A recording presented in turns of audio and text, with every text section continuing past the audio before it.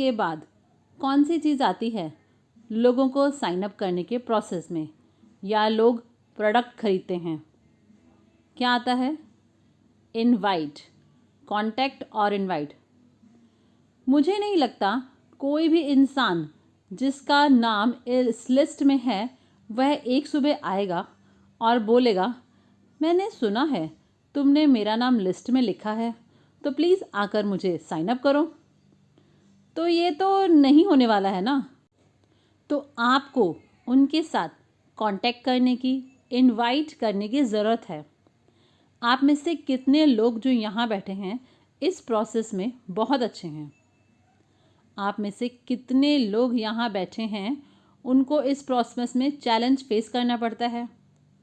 आप में से कितने लोगों को प्रॉब्लम होती है, हेजिटेशन होती है, चैलेंज होता है लोगों से कांटेक्ट करने में, इनवाइट करने में, लोगों को प्रॉस्पेक्ट करने में? प्लीज़ अपना हाथ उठाएं। ऑल राइट, तो ठीक है, हम अगले 1 घंटे इसके बारे में डिस्कस करते हैं। अच्छा, अगर आप इस प्रोसेस के मास्टर बन जाते हो, अगर आप प्रॉस्पेक्टिंग के मास्टर बन जाते हो, लोगों से कांटेक्ट करने में, उन्हें इनवाइट करने में, तो कैसे यह आपके बिजनेस में फ़ायदेमंद होगा? कैसे होगा बताइए। तो अब हमें इस प्रोसेस में, इनविटेशन के इस प्रोसेस में मास्टर बनना होगा। तो इसमें अलग अलग स्टेज होती हैं। सबसे पहली चीज़ तो मैं आपसे शेयर करना चाहता हूँ, उसे कहते हैं प्रॉस्पेक्टिंग माइंडसेट। ओके, मुझे आशा है कि आप इस माइंडसेट वर्ड का अर्थ समझते हैं। माइंडसेट मतलब आपके दिमाग का एक फ्रेम, ये आपके दिमाग का एक पर्टिकुलर फ्रेम होता है जिससे आप अपने दिमाग को चलाते हो। अब आपको किसी भी चीज़ में सफलता हासिल करने के लिए आपको एक पर्टिकुलर फ्रेम ऑफ माइंड से काम करना पड़ता है, और वह पर्टिकुलर फ्रेम ऑफ माइंड आपको एक पर्टिकुलर फिजिकल स्टेज में भी डालता है। तो ये है, एक कॉम्बिनेशन होता है मेंटल और फिजिकल स्टेज का, जो उस एक्टिविटी में सफल होने के लिए चाहिए होता है। क्या आपने ओलंपिक में 100 मीटर की रेस देखी है? अच्छा, तो लोग स्टार्ट लाइन पर कैसे खड़े होते हैं? बिल्कुल इजी वे में, या कोई पर्टिकुलर तरीका होता है? तो वह इस तरह क्यों खड़े होते हैं? वह इजी वे में भी खड़े हो सकते हैं और जब रेस स्टार्ट हो तो भाग सकते हैं, पर वे ऐसे नहीं करते। उनका एक पर्टिकुलर तरीका होता है जो कि सबसे सूटेबल होता है उनके उस टारगेट को, उस ड्रीम को अचीव करने के लिए या फर्स्ट आने के लिए। अब आप इस प्रॉस्पेक्टिंग के प्रोसेस में हैं, तो आपका मेंटल और फिजिकल स्टेट कैसा होता है जब आप किसी प्रॉस्पेक्ट से बात करते हो? फ़ोन पर आप कैसे बात करते हैं? आप में ज़्यादातर लोग कैसे प्रॉस्पेक्ट करते हो, फ़ोन पर या फेस टू फेस मिलकर? अच्छा, तो आप ऐसे तो नहीं करते कि छत पे खड़े हो जाओ और लोगों को आवाज़ लगाओ कि आ जाओ आ जाओ, बात सुनो। ये तरीका तो काम नहीं आता ना। मैंने बहुत से लोगों को देखा है, जब वो प्रॉस्पेक्टिंग करते हैं तो वो बहुत ज़्यादा हेजिटेट करते हैं, अपने सर को खुजाते हैं, फिर कहते हैं आपको पता है मेरा किस कारण से आपको मैंने फ़ोन किया, और साथ में फिर सिर को भी खुजाते हैं। क्या आप बिज़ी तो नहीं हैं? क्या बात कर सकते हैं? अच्छा, नहीं तो बाद में बात कर सकते हैं। आपने मूवी देखी टीवी में? ओके, हाँ। घर परिवार में सब अच्छा है ना? अच्छा अच्छा, मैं आपसे बात करना चाहता हूँ। आपको बिज़नेस पसंद है? अच्छा, अब बताओ ऐसा किस किस के साथ होता है? आपको पता है कि शुरुआती दिनों में जब मैं किसी को इनवाइट करता था तो मेरे लिए एक डरावना सपने जैसा होता था। जब मैंने ये बिज़नेस स्टार्ट किया था, तो अगर मैं कहूँ कि मैं इंट्रोवर्ट था, कम बोलता था, तो ये भी एक अंडरस्टेटमेंट है। मैं लोगों से ज़्यादा बात करता ही नहीं था। मेरे बस थोड़े से दोस्त थे जिनके साथ मैं घूमता था। पर धीरे धीरे मैं बदल गया, जैसा आज आप मुझे देख रहे हैं। तो जब मैंने ये रियलाइज़ किया कि ये मेरी कमज़ोरी है कि मैं लोगों से बात नहीं कर पाता, मुझे डर लगता था लोगों से बात करने में, तो अपने अपलाइन की मदद से मैंने इस कमज़ोरी पर काम करना शुरू किया। तो पहली चीज़ जिसने मुझे बहुत मदद की उस डर को ख़त्म करने में, वह थी प्रॉस्पेक्टिंग के बारे में पूरी जानकारी, उसकी पूरी समझ। तो आप प्रॉस्पेक्टिंग के बारे में क्या समझते हैं? क्या है प्रॉस्पेक्टिंग? जो मुझे समझ में आया वह ये है कि प्रॉस्पेक्टिंग एक छटनी करने की प्रक्रिया है, जिसका मतलब है कि आप कुछ ढूंढ रहे हो। जब आप किसी चीज़ की छटनी करते हो तो क्या करते हो? जो चीज़ आप ढूंढ रहे होते हो वह नहीं मिलती तो बाकी जो मिलता है उसे आप साइड पे करते जाते हो। प्रॉस्पेक्टिंग भी छटनी करने की प्रक्रिया ही है। पहले मुझे लगता था कि प्रॉस्पेक्टिंग का मतलब है कि जो भी मेरे सामने आएगा मुझे उसे साइन अप करना ही है। इसलिए प्रॉस्पेक्टिंग मेरे लिए एक डरावना सपना था और मुझे बहुत प्रेशर फील होता था। मुझे बंदे को लेकर आना है, उसे साइन अप करना ही है। पर इस अवेयरनेस से, इस नॉलेज से मुझे जब ये पता चला कि मुझे हर किसी को प्रेजेंटेशन के लिए नहीं लाना है, ऑल राइट, तो नॉलेज के द्वारा मैं फ्री हुआ उस प्रेशर से और मुझे बहुत मदद मिली। और फिर मैं लोगों से बात करता गया और उन्हें छटनी करता गया। ओके, तो पहली इम्पॉर्टेंट स्किल आपको सीखनी होती है जिसे कहते हैं इनविटेशन। तो प्रॉस्पेक्टिंग एक छटनी करने की प्रक्रिया है। इसको आपको अच्छे से समझना है। कुछ लोग इसे दिमाग से समझ लेते हैं पर फिर भी उनके अंदर ये चीज़ बैठती नहीं। इसलिए जब भी उन्हें किसी पर्सन से रिजेक्शन मिलता है तो वह उसे पर्सनली ले लेते हैं। और अगर ये छटनी करने की प्रक्रिया है तो आपको रिजेक्शन मिलने पर बुरा नहीं लगेगा। बस आपको ये लगेगा कि जो मैं चीज़ ढूंढ रहा हूँ, जिस चीज़ की मुझे रिक्वायरमेंट है, ये उसमें फिट नहीं बैठता। ओके, एक चीज़ मैंने रियलाइज़ की, लोग दूसरों के लिए जो चीज़ करने के लिए तैयार हो जाते हैं वह अपने लिए करना नहीं चाहते। तो आप जितने भी लोग यहाँ बैठे हैं जिन्हें डर है प्रॉस्पेक्टिंग करने में किसी भी कारण से, जिस वजह से आप डेली लोगों को कॉल नहीं करते प्लान शो करने के लिए, तो अगर आपको एक जॉब मिले जहाँ आपको महीने के $5,000 मिले और काम ये होगा कि आपको हर रोज़ 50 लोगों को कॉल करना है फ़ोन डायरेक्टरी उठाकर, तो यह आपका जॉब है। तो कितने लोग ये जॉब करना चाहेंगे? चलिए डिटेल्स में जाए बिना मैं आपको बताता हूँ कि जॉब मेंटालिटी होने के कारण उस कॉलिंग के प्रोसेस से ईगो बाहर निकल आता है। पर जब आप अपने लिए यह करते हो और आपको रिजेक्शन मिलता है तो आप उसे पर्सनली ले लेते हैं, ऑल राइट। पर सडनली अगर आप एक जॉब में हैं तो आपको अगर वह रिजेक्शंस मिलते भी हैं तो आपको ज़्यादा फ़र्क नहीं पड़ता क्योंकि वह जॉब है आपके लिए। पर देखा जाए कि कोई फ़र्क नहीं पड़ता आप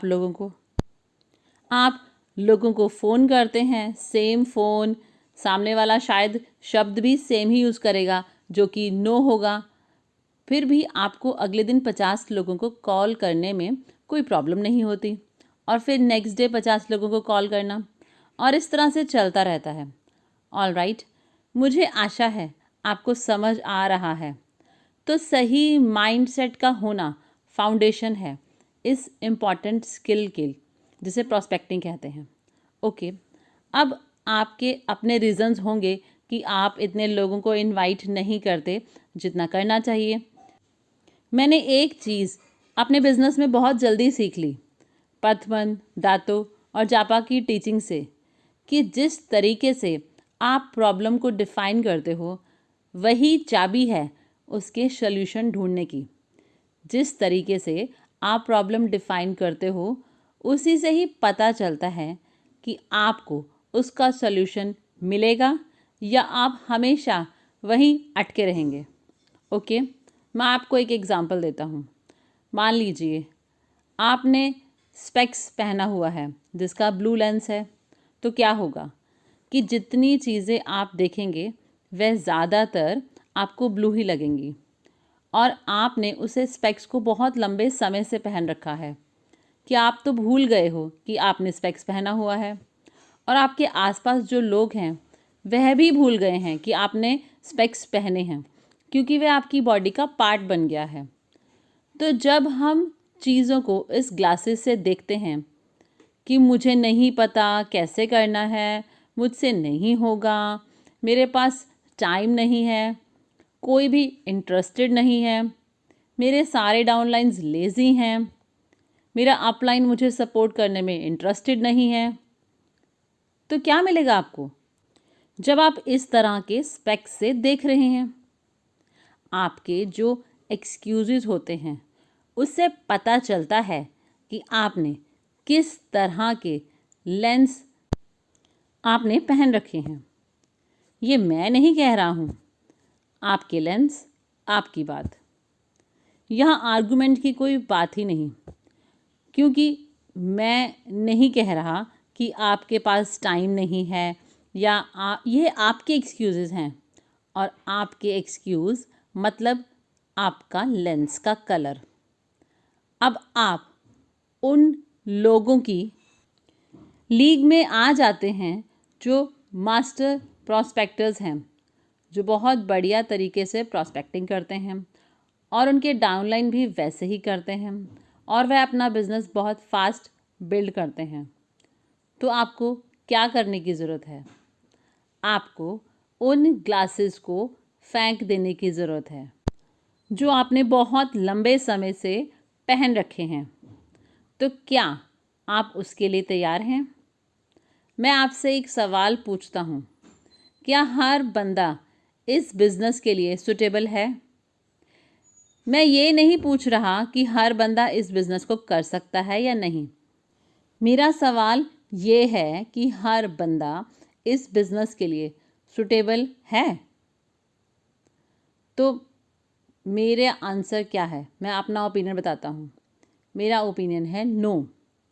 हर कोई इसे कर सकता है पर हर कोई इसमें सूटेबल नहीं है।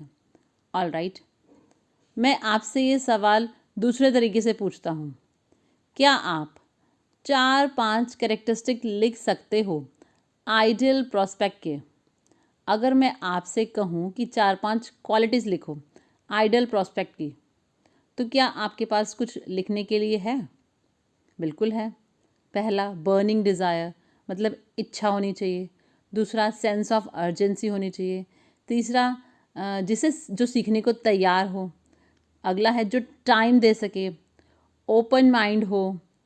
तो इस तरह की चीज़ें आप लिख सकते हैं।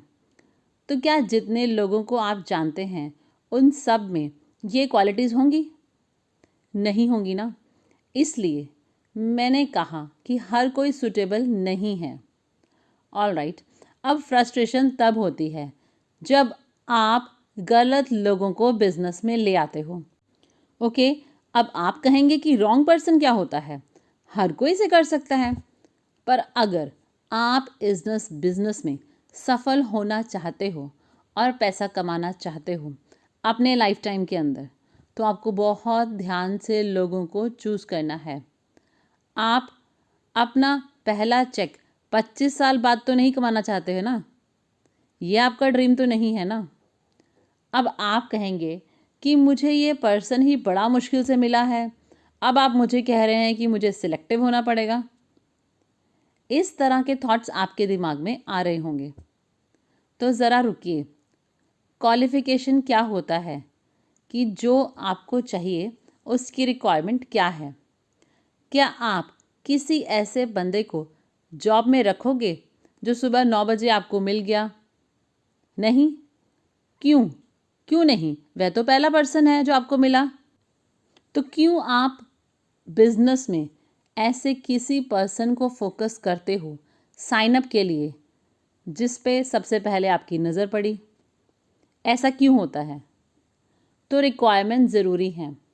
आप इस जॉब एग्जाम्पल से रिलेट कर सकते हो। आपको अपने बिजनेस की रिक्वायरमेंट पता है ना। एक पर्सन में डेफिनेटली कुछ क्वालिटीज़ होनी ही चाहिए इस बिज़नेस में सक्सेसफुल होने के लिए। क्या आप इस बात पर एग्री करते हैं कि हाँ, कुछ रिक्वायरमेंट्स यहाँ पर हैं इस बिज़नेस में सक्सेसफुल होने के लिए?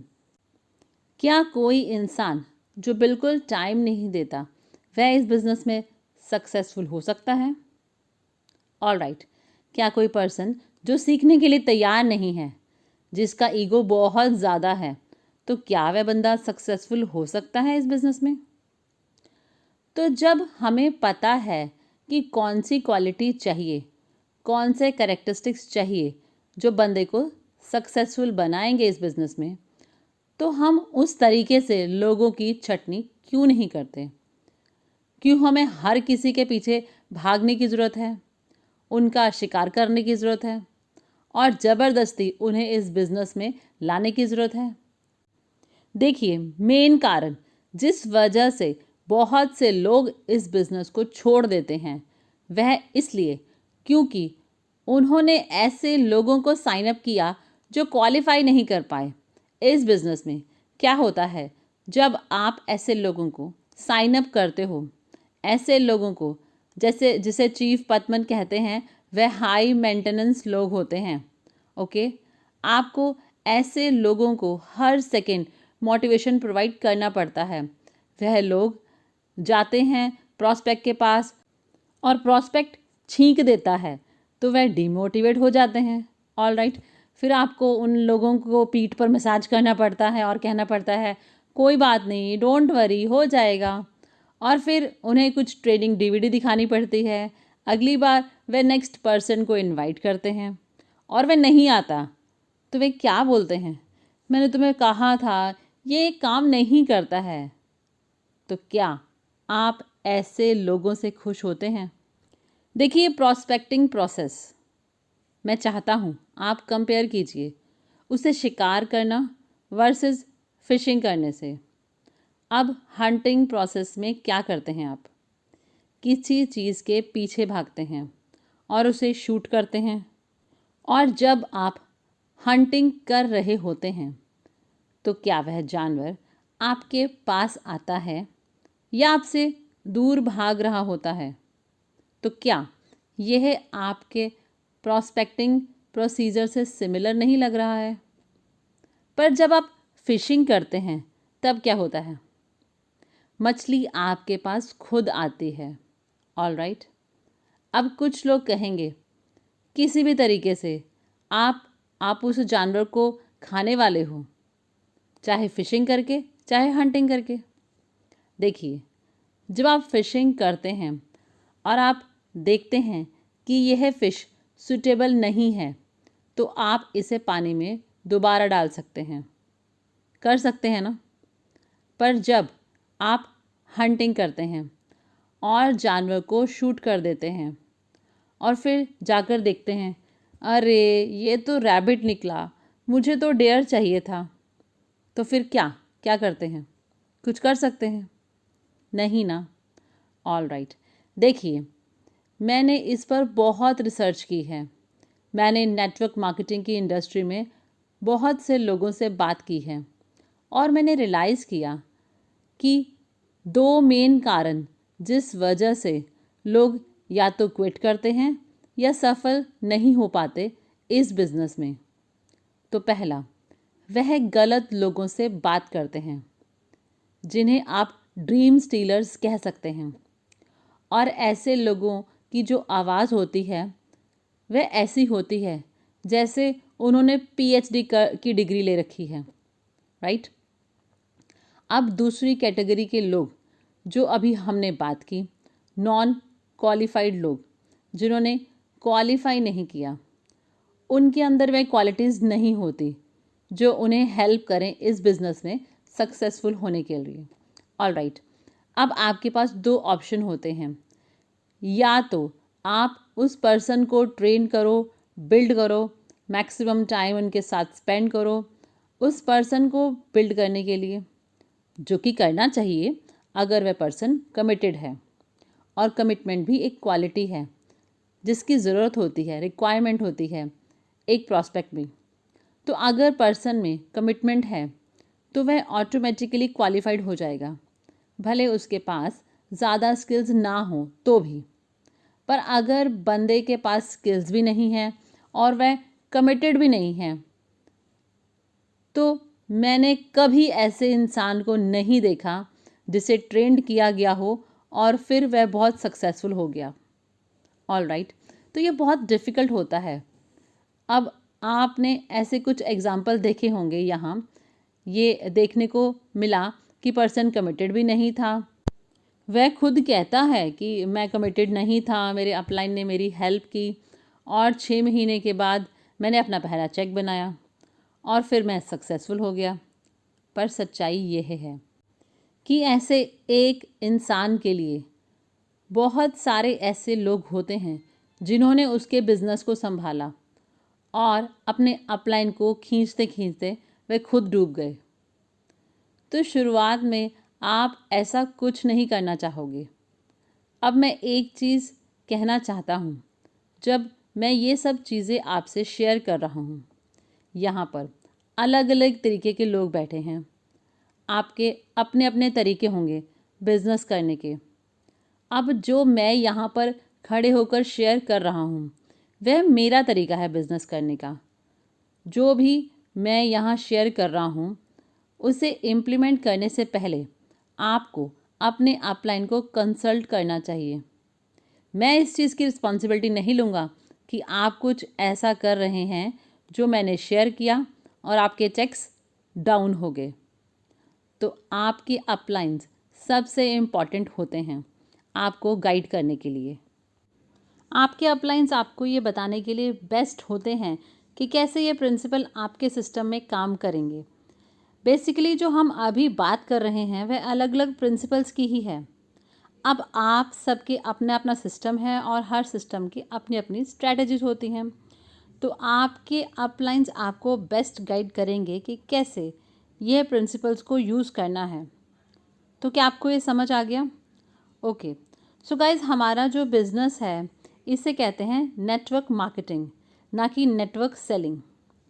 सेलिंग मार्केटिंग से अलग होता है।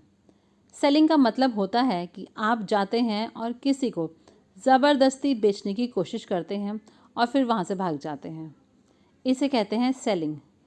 अब मार्केटिंग का मतलब है कि आप अपने मुंह से कुछ बोलते हैं और अब वह लोग जो कुछ ढूंढ रहे होते हैं वह आपको अप्रोच करते हैं डिफरेंट तरीक़ों से, राइट। अब सेशन की सिंप्लिसिटी के लिए हम बात करते हैं फ़ोन पर प्रोस्पेक्टिंग और फेस टू फेस प्रोस्पेक्टिंग के बारे में। आपके पास बड़ी नेम लिस्ट होती है लोगों की जिनसे आप स्टार्ट करते हैं। अब आपको कैसे पता होगा कि इन लोगों में वह क्वालिटीज़ है या नहीं? क्या उनके नाम को पढ़कर पता चलेगा या आपको अपने आप ही पता चल जाएगा उनकी क्वालिटीज़ के बारे में? तो कैसे पता चलेगा कि उन लोगों में क्वालिटीज़ है या नहीं? तो आपको उनसे बात करनी पड़ेगी। आपको उन्हीं से ये सब चीज़ें जाननी पड़ेंगी बात करके कि उनमें क्वालिटीज़ हैं या नहीं। तो उसके लिए आप उनसे कुछ क्वेश्चंस पूछते हैं जिसके द्वारा आपको पता चलता है कि उनमें वह क्वालिटीज़ हैं या नहीं। आप क्वेश्चंस ही तो पूछते हैं ना। अब आप लोग अपने प्रॉस्पेक्टिंग प्रोसेस को एग्ज़ामिन करो। आपका प्रॉस्पेक्टिंग कन्वर्सेशन जो आप यूजुअली करते हो लोगों से, और इसे एनालाइज करने की कोशिश करें। अब मैं इसकी बहुत डिटेल में नहीं जाऊंगा, हमारे पास बहुत ज़्यादा समय नहीं है। हाँ, पर मैं आपको बताता हूँ कि शुरुआती दिनों में प्रॉस्पेक्टिंग मेरे लिए ज़्यादातर स्टेटमेंट्स होती थी। शुरुआती दिनों में मैंने स्टेटमेंट्स के सहारे का प्रॉस्पेक्टिंग की, जैसे कि हेलो, हाउ आर यू, मेरे पास एक बिज़नेस है आपके साथ शेयर करने के लिए। अब प्रॉस्पेक्ट क्या करेगा, वह आपसे सवाल पूछेगा कि क्या है, और मैं कहूँगा हाँ इंटरेक्टिव इंटरनेट डिस्ट्रीब्यूशन है, ब्ला ब्ला ब्ला। प्रॉस्पेक्ट पूछेगा ये क्या होता है, मैं अगले एक्सप्लेनेशन की तरफ बढ़ूँगा और मैं बोलूँगा एक सर्कल ड्रॉ करो, और वह कहेगा ओ नो, अरे वही स्कैम, मैं इंटरेस्टेड नहीं हूँ। तो क्या ये आपको कुछ जाना पहचाना लग रहा है? बेसिकली मैं चाहता हूँ कि आप दो चीज़ें समझें जो कि बहुत इम्पॉर्टेंट है, जो आपके रिज़ल्ट को 80% इन्फ्लुएंस करेंगी। और वह ये नहीं कि आप क्या कहते हैं, वह आपका पोस्चर, आपके हाव भाव। ऑलराइट, इसका आपके शब्दों से कुछ लेना देना नहीं होता है। पोस्चर हमारे बिजनेस में रिजल्ट को इफ़ेक्ट करते हैं। अब पोस्चर से आप क्या समझते हैं? आप ज़रा इमेजिन करें एक डेस्परेट आदमी का पोस्चर क्या होता है। आप इमेजिन कर सकते हैं एक डेस्परेट पर्सन का पोस्चर कैसा लगता है, वह कैसे बात करता है, वह बहुत ज़्यादा प्लीडिंग तरीके से बात करता है। अब एक लीडरशिप क्वालिटीज़ वाले पर्सन के पोस्चर वो कैसा होता है? ज़्यादा कंट्रोल वाला होता है। वह पर्सन एरोगेंट नहीं होता, रूड भी नहीं होता, पर उस पर्सन का पूरा कंट्रोल होता है। अब आप अपने प्रॉस्पेक्ट के साथ कन्वर्सेशन में हैं। अब प्रॉस्पेक्टिंग कन्वर्सेशन का एक ऑब्जेक्टिव होता है, एक मकसद होता है। जब मैं प्रॉस्पेक्टिंग कन्वर्सेशन करता हूँ तो मेरा मकसद ये होता है कि मैं ये पता लगाऊँ कि पर्सन क्वालिफाई करता है या नहीं, ये मेरा मकसद होता है। शुरुआती दिनों में जब मैं सब गलत कर रहा था तो मेरा ऑब्जेक्टिव होता था कि मैं कैसे भी किसी भी तरीके से उस पर्सन को प्रेजेंटेशन के लिए ले आऊँ, चाहे रो कर, गिड़गिड़ा कर, बैक करके, प्ली करके, किसी भी तरीके से उस पर्सन को साइन अप करूँ। ये मेरा मकसद होता था शुरुआती दिनों में। अब इस तरह के एटीट्यूड से मैंने शुरुआती दिनों में हम लोगों ने बहुत सारे साइन अप भी किए, क्योंकि जब आप बहुत ज़्यादा बैक करते हैं, प्ली करते हैं, बहुत सारे प्रोमिसेस करते हैं, तो आप बहुत से लोगों को साइन अप कर लेते हैं। पर फिर कुछ टाइम के बाद क्या होता है, उसके बाद बहुत मुश्किल होती है। ऐसा बहुत बार हुआ कि हमारा नेटवर्क में बहुत से लोग थे और हम वेकेशन पर गए, वापस आए तो सारा नेटवर्क ख़त्म हो गया, क्योंकि उन्होंने कुछ करने की कोशिश की, हम नहीं थे, उन्हें रिजेक्शन मिला और एक दो रिजेक्शन में ही उन्होंने क्विट कर लिया। और तब हमें रियलाइज़ किया कि ये तरीका सही नहीं है। आप लोगों को बहुत सारा डिटर्मिनेशन चाहिए होता है इस बिज़नेस में आगे बढ़ने के लिए। जब आपके 20 डाउनलाइंस होते हैं जिनकी आवाज़ PhD वाली होती है, आप समझ रहे हैं, आपको बहुत ज़्यादा हिम्मत, डिटर्मिनेशन की ज़रूरत होती है उस वक्त। और अगर आपके पास ये चीज़ पहले होती तो आप ऑलरेडी मल्टी मिलियनर होते। तो फैक्ट ये है कि हम ये बिज़नेस स्टार्ट करते हैं, शुरुआती दिनों में हमारे अंदर वह करेज व डिटर्मिनेशन नहीं होता है, इसलिए शुरुआती समय में हमें सेफ तरीके से चलना होता है। आपके अपलाइंस ने आपको बताया होगा कि ड्रीम स्टीलर से बात नहीं करना, बताया है ना। अब अगर आप ड्रीम स्टीलर्स को साइन अप कर दोगे तो क्या होगा, बहुत ही पैथेटिक सिचुएशन हो जाएगी। चलिए दोबारा से प्रॉस्पेक्टिंग कन्वर्सेशन के बारे में बात करते हैं। आज की डेट में मेरा एक ही मकसद होता है प्रॉस्पेक्टिंग कन्वर्सेशन का, कि ये पता लगाना कि सामने वाला सूटेबल है या नहीं। जैसे खालिद के साथ मेरी बात हुई, उसने कहा मैं पार्टी एंजॉय करने जा रहा हूँ, तो मैंने उससे बातों बातों में पूछा कि तुम एडिशनल इनकम वगैरह के बारे में बात कर रहे थे, तो उसने मुझे पहले जो कभी बताया था, तो वह बोला अरे अरे नहीं नहीं भूल जाओ उसको, मैं अपनी पार्टी एंजॉय करने जा रहा हूँ। तो मैंने कहा okay go enjoy your party, फिर फ़ोन रख दिया और अगले पर्सन की तरफ। शुरुआती दिनों में मेरे लिए बहुत मुश्किल थी, क्योंकि मेरे पास 20 लोगों की लिस्ट थी, और अगर मुझे उन 20 लोगों में से क्वालिफाई करना था कुछ को, तो कितने बचते जो क्वालिफाई करते? कोई भी नहीं। तो अगर आप अपनी डर की मेंटेलिटी से ये काम करते हो, अपने 20 या 50 लोगों की नेम लिस्ट के साथ, तब ये तरीका काम नहीं आता है। अब कल आपको बताया गया कि कैसे अपनी नेम लिस्ट को बढ़ाना है। प्रॉस्पेक्ट बेसिकली हमारे बिजनेस के बिल्डिंग ब्लॉक होते हैं जो कि हमें काफ़ी मात्रा में चाहिए होते हैं। अब इस प्लैनेट पर तो बहुत सारे लोग हैं, क्या आपने कभी रियलाइज़ किया है? अगर नहीं तो अपने आसपास देखिए, ज़रा आपके आसपास जो भी दिख रहे हैं वे लोग ही तो हैं, और वे सब लोग आकर आपके दरवाजे पर नहीं खड़े हो जाएंगे। आपको बाहर जाना होगा और उनसे बात करनी होगी। अब आप जाकर बात करते हैं और आपकी कन्वर्सेशन का मकसद सिर्फ आपको पता है, तो पूरी कन्वर्सेशन का कंट्रोल किसके हाथ में होना चाहिए? आपके ना।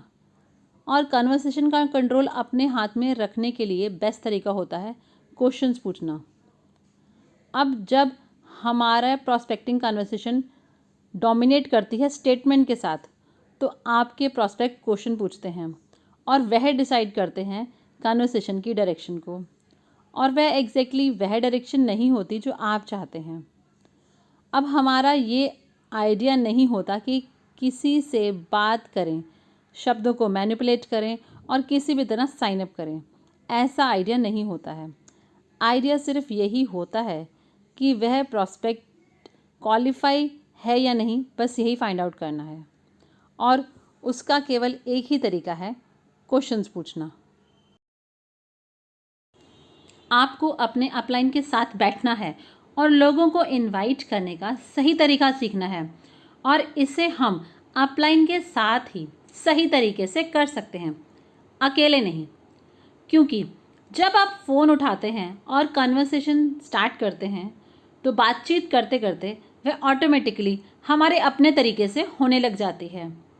हम में से ज़्यादातर लोग जो यहाँ बैठे हैं वो ऐसे प्रोफेशन में नहीं थे जहाँ पर हमारी मेजर एक्टिविटी फ़ोन उठाकर लोगों को इनवाइट करना हो। आप लोगों ने ज़्यादातर लोगों को कैसे इनवाइट किया होगा? शायद बर्थडे पार्टी पर, या मूवी देखने के लिए, या बाहर डिनर करने के लिए।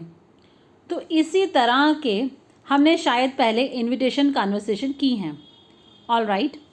पर अब बिजनेस के लिए इनवाइट करना ये थोड़ा डिफरेंट है। तो इनविटेशन एक मुख्य एरिया है, जैसे कि एक फ़नल का ऊपरी हिस्सा, और आप सही लोगों को फिल्टर करना चाहते हैं उस फ़नल से, तो आप अपने अपलाइन के साथ बैठकर इस प्रोसेस को सही से कर सकते हैं, ऑल राइट। पर जब आप बाहर जाते हैं किसी शॉपिंग मॉल पर या अलग अलग जगह पर जहाँ पर आप प्रॉस्पेक्ट से मिल सकते हैं, देखिए, इस पर्टिकुलर शब्द प्रॉस्पेक्टिंग से पहले हम एक शब्द ऐड कर सकते हैं, सस्पेक्ट, कि देखना है कि सामने वाला पर्सन प्रॉस्पेक्ट है भी या नहीं। अब आप कैसे व्यक्ति को क्वालिफाई कर सकते हैं सस्पेक्ट से प्रॉस्पेक्ट तक? इसमें क्वेश्चंस पूछना ही एक असरदार तरीका है। अब किस तरह के सवाल आप पूछ सकते हैं? तो इसमें कुछ मुख्य क्वेश्चंस होते हैं जो आप पूछ सकते हैं, जिससे वह व्यक्ति सस्पेक्ट से प्रॉस्पेक्ट की तरफ मूव हो जाएगा। ओके, नाम पूछना, फ़ोन नंबर पूछना, फैमिली डिटेल्स, उनकी मदर इन लॉ का नाम। अब ये सब चीज़ें इस शुरुआती बातचीत कहते हैं, इस चीज़ों को शुरुआती बातचीत कहते हैं। उसके बाद आप क्या करेंगे? क्योंकि अभी तक वह व्यक्ति सस्पेक्ट ही है, क्योंकि अभी तक आप उसे अच्छे से जानते नहीं हैं। शायद आप उसे सड़क पर या बैंक की लाइन में मिले हों, तो कैसे पता चलेगा आपको कि यह पर्सन प्रॉस्पेक्ट है? तो प्रॉस्पेक्ट वही होता है जो किसी चीज़ को ढूंढ रहा होता है। एक क्वालिफाइड प्रॉस्पेक्ट वह होता है जो आपकी सारी रिक्वायरमेंट्स पर सेट बैठता है, ऑल राइट। क्वेश्चंस जैसे कि आप कहाँ काम करते हैं? अच्छा, आपको वहाँ कैसा लगता है? और क्वेश्चन जैसे कि आपको अपने जॉब में कितनी बार इंक्रीमेंट मिलता है, और अगर वह पर्सन कहता है अरे बिल्कुल नहीं मिलता, तो आप आगे पूछ सकते हैं तो आप इतनी महंगाई में कैसे चीज़ों को मैनेज करते हैं। तो इस तरह के क्वेश्चंस एक सेंसर की तरह काम करते हैं, जिससे आप चेक करते हैं कि इस पर्सन में कोई चाहत है या नहीं। तो प्रॉस्पेक्ट वह लोग होते हैं जिनके कुछ सपने हों, जिनके पास कुछ करने के लिए कुछ रीज़न्स हों। तो आप इस तरह के सवालों से चेक करते हैं कि सामने वाला पर्सन ज़िंदा है भी या नहीं, या 30 साल की उम्र में मर गया है और 70 साल की उम्र में दफनाया जाएगा। ऑल राइट, क्योंकि ऐसे लोग आपके लिए फिट नहीं हैं, आपके बिजनेस के लिए वह सूटेबल नहीं हैं। और अगर पर्सन कहता है कि हमेशा मेरे लिए प्रॉब्लम रहती है, मुझे कभी भी जॉब में इंक्रीमेंट नहीं मिलता और मुझे पता नहीं मैं क्या करूं, तो अब क्या? तो यह पर्सन प्रॉबेबली प्रॉस्पेक्ट है।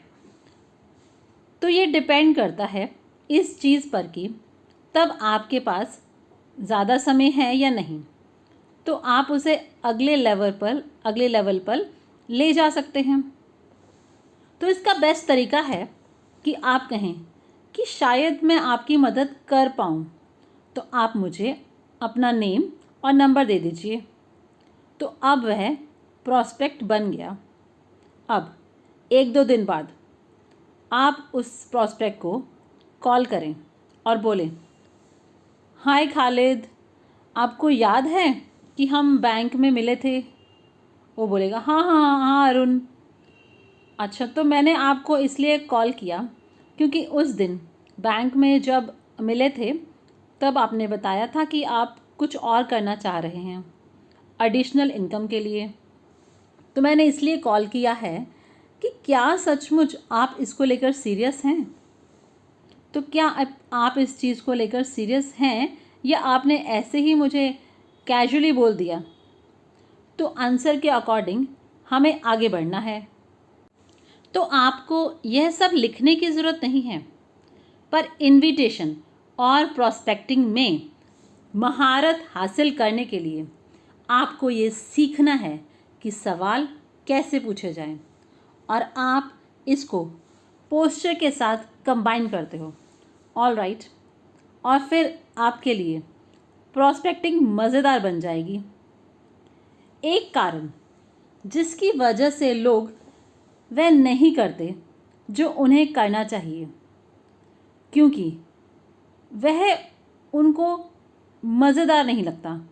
क्योंकि जब बहुत ज़्यादा एफ़र्ट्स और बहुत ज़्यादा हार्ड वर्क लगता है कुछ करने में, तब आप उस चीज़ को लगातार कंसिस्टेंटली नहीं कर सकते।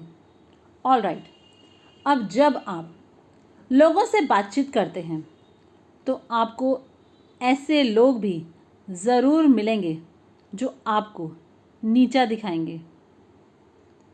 क्या मिलेंगे आपको ऐसे लोग? बिल्कुल, ऐसे बहुत से लोग होते हैं। तो जब आपको ऐसे लोग मिलते हैं जो आपको नीचा दिखाएंगे और आपका मजाक उड़ाएंगे, तो आपको क्या करना चाहिए? भाग जाना चाहिए? नहीं, उससे भी बढ़िया आप उन्हें रिजेक्ट कर दें। क्या मैं आपको सिखाऊं ये कैसे करना है? अगर मैं आपको ये सिखाऊंगा तो आपको मुझे प्रॉमिस करना होगा कि आपको यह 24 घंटे में करना होगा जब आप यहाँ से बाहर जाएंगे। तो एक ड्रीम स्टीलर को ढूंढिए और ऐसा करिए, और उसके बाद आप ऑब्ज़र्व करना है आपको आपका कॉन्फिडेंस लेवल कहाँ जाता है। चलिए मान लेते हैं हमें कोई ऐसा मिलता है जो ऐसा बोलता है, हाँ मुझे पता है ये पिरामिड स्कीम, इल्लीगल बिजनेस, अरे इसमें तो सिर्फ टॉप के लोग पैसा कमाते हैं, हाँ ये कंपनी स्कैम है, मुझे सब पता है। तो उस आदमी के चेहरे की तरफ देखें और अगर पर्सन फ़ोन पर है तो पहले चुप रहकर पूरी बात सुने और ऐसा कहने से पहले आप एक दो सेंटेंसेस ट्राई करें जिससे पता चल जाए कि वह इंसान ऐसा ही है और आप पर बस फालतू बातों की उल्टी करने वाला है। तो पहले सुनिए और फिर बोलिए, मुझे नहीं लगता कि तुम इस बिज़नेस में पैसा कमा पाओगे, क्योंकि इस बिज़नेस में पैसा कमाने के लिए ओपन माइंडेड होना ज़रूरी है और सीखने के लिए तैयार होना ज़रूरी है। और मुझे नहीं लगता कि आप ऐसे इंसान हैं, तो मुझे नहीं लगता कि आप इस बिज़नेस में कुछ पैसा कमा पाओगे। मुझे लगता है कि आप जो अभी कर रहे हो उसी को करते रहिए। Good bye. तो ऐसा कर सकते हैं? तो आप ऐसा कर सकते हैं या नहीं? तो जब आप किसी को रिजेक्ट करते हैं, ऐसे पर्सन को रिजेक्ट करना जो अपने आप को पीएचडी लेवल का समझता है, उसे नहीं रिजेक्ट करना जो कहे कि हाँ मैं बिज़नेस में ये करूँगा वो करूँगा। तो समझ गए कैसे किसी को रिजेक्ट करना है। कहना है इस बिज़नेस में पैसा कमाने के लिए एक व्यक्ति को ओपन माइंडेड होना और साथ में डेयरिंग होना ज़रूरी है जो लोगों को लीड कर पाए। पर मुझे नहीं लगता कि आप में ये सब क्वालिटीज़ हैं, तो मेरे हिसाब से आप ये नहीं कर सकते और इस बिज़नेस से कुछ भी नहीं कमा सकते। और इसके बाद आपको क्या लगता है वह पर्सन क्या बोलेगा? सबसे पहले तो वह व्यक्ति अपने आप को जिस स्थिति में है, जिस स्थिति में ऊंची स्थिति में समझ रहा था, उस स्थिति से बाहर आएगा, क्योंकि उसकी एक्सपेक्टेशंस थी कि उससे प्रार्थना करोगे आप और कन्विंस करने की कोशिश करोगे। पर जब आप ऐसा कहेंगे ना, तो वह व्यक्ति एकदम से हैरान रह जाएगा और घबरा कर आपसे पूछेगा कि आपने ऐसा क्यों कहा। तब आपको कहना है कि आपको इसके बारे में कुछ नहीं पता और आप ऐसे ही इंजप्शंस कर रहे हो, अपने ही अनुमान लगाए जा रहे हो बिना इसको ठीक से समझे। इसलिए मुझे लगता है कि आप ऐसे व्यक्ति नहीं हो जो लोगों को लीड कर सके, क्योंकि एक ओपन माइंडेड पर्सन की ज़रूरत होती है। देखिए, ऐसे लोग जिनमें क्वालिटी होती है वह ऐसे लोगों की तरफ अट्रैक्ट होते हैं जिनमें लीडरशिप क्वालिटी होती है। तो अगर आप लोगों को अट्रैक्ट करना चाहते हैं, देखिए मैंने आपको बताया है कि प्रॉस्पेक्टिंग अपनी तरफ अट्रैक्ट करने की कला है, जैसे कि फिशिंग में होता है। वह आपकी तरफ आएगा, आपको उनके पीछे जाने की ज़रूरत नहीं है, उनका शिकार करने की ज़रूरत नहीं है। और जब आप लोगों से बातचीत करते हैं और लोग आपसे बातचीत करना चाहते हैं, तो आपको उनको कुछ वैल्यूज़ प्रोवाइड करनी है अपनी बातचीत के ज़रिए। All right. और वह वैल्यू बहुत से तरीक़ों से हो सकती हैं, खाली शब्दों से नहीं, आपके पोस्चर से भी।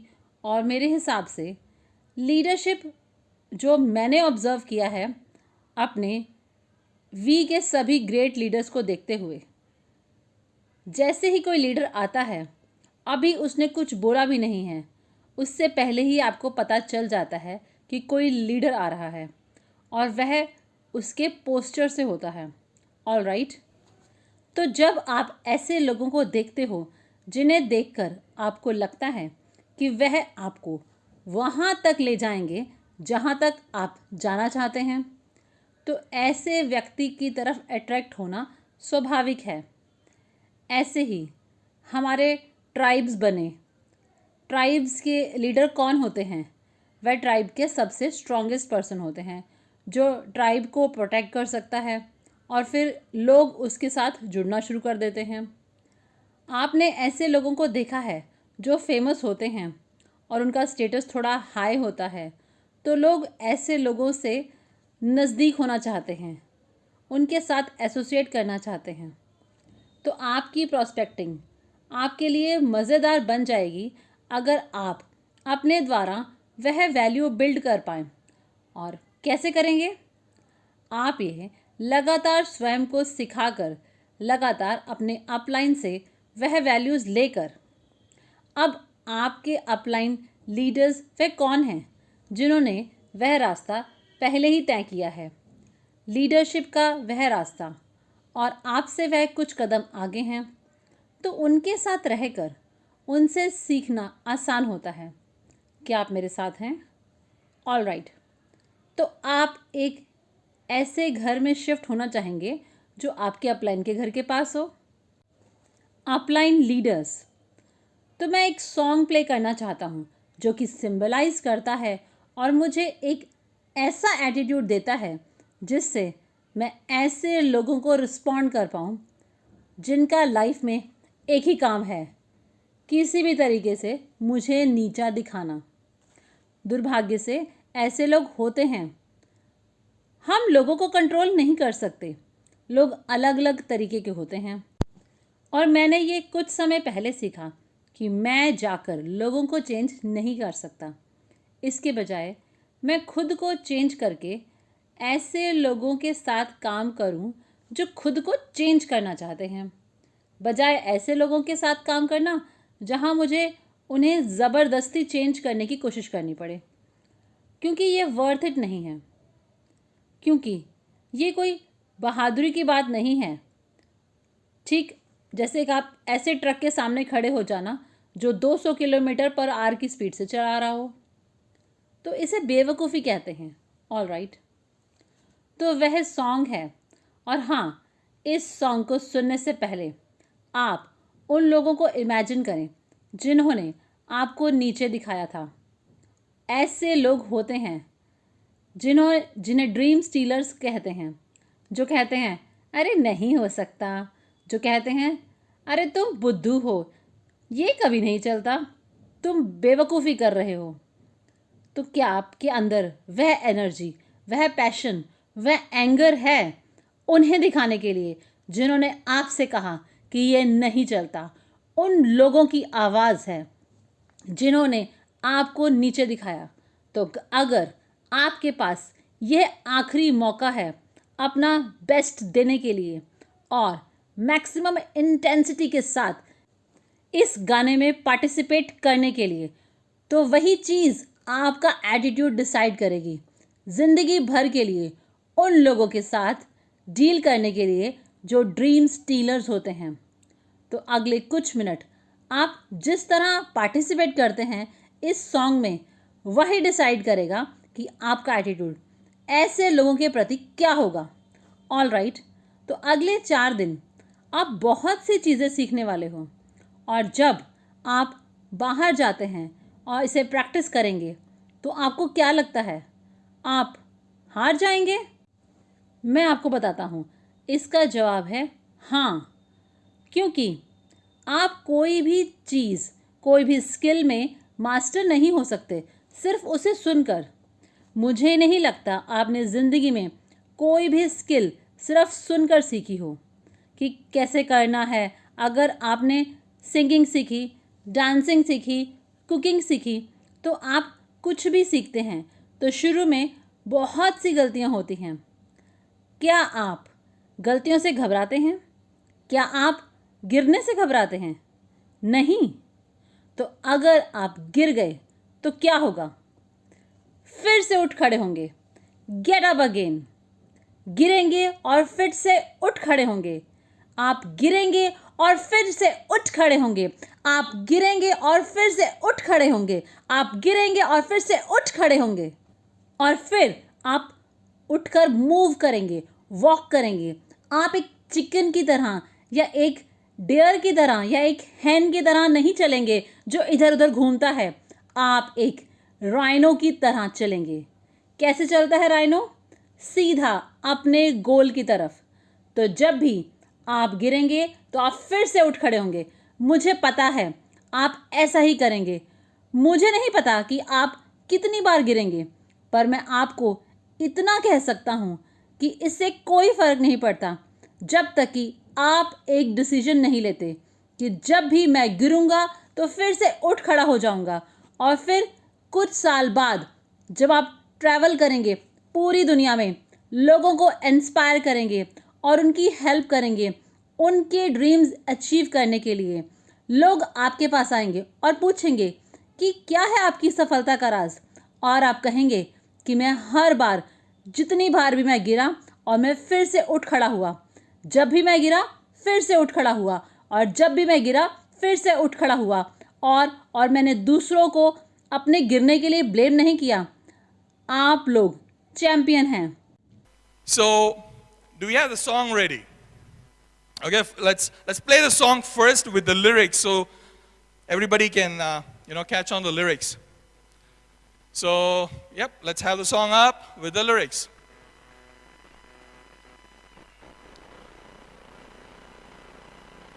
And before you watch this song, I want you to imagine, all those people who have put you down all this time.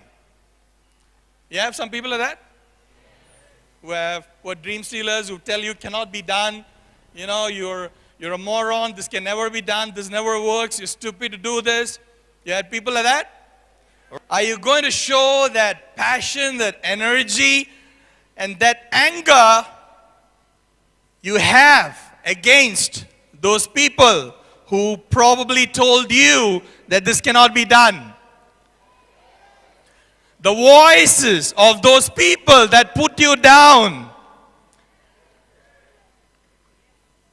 Are you sure you can give it your best? I don't know. I'm not convinced. If this was the only chance for you to give your best, all right, and the maximum intensity with which you could participate in the song and for the next 2 minutes, if that would decide forever your attitude for dealing with dream stealers, how would you participate in the next 2 minutes? If the next 2 minutes, the way you participate, if that would decide your attitude for the rest of your life of dealing with people whose only purpose is to put you down, how will you participate in the next 2 minutes? All right, let's have the song with the video.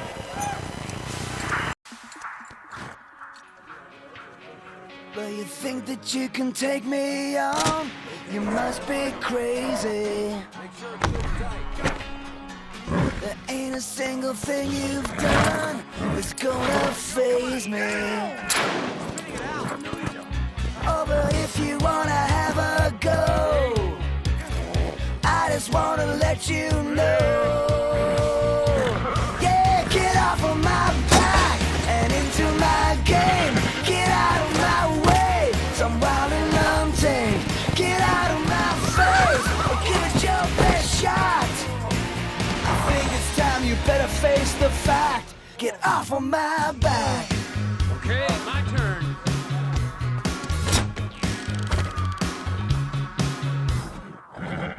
You know it's all just a game that I'm playing. But think that you can find a way in, that's what I'm saying. Oh, if you wanna have a go, I just wanna let you know. Oh, get off of my back and into my game. Get out of my face, some wild and untamed. Get out of my way, or give it your best shot. You know this train is coming off this track. Get off of my back. Get off of my back.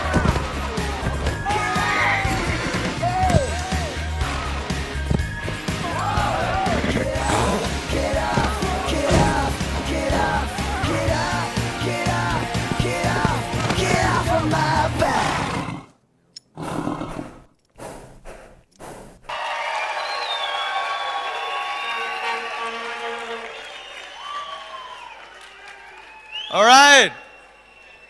All right, keep standing, keep standing. In these 4 days, you will learn a lot of things.